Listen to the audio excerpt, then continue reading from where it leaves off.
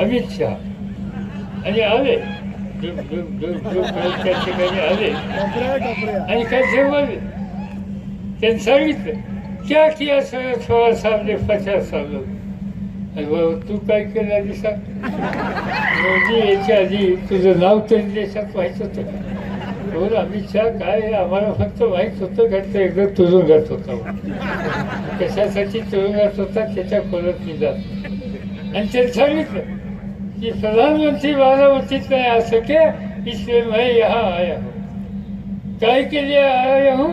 शरद पवार को उखाड़ने के लिए आया हूँ. मेरे उस्ताद थे काय होतं काय बोलतो काय नाही त्या गोष्टी सांगताय.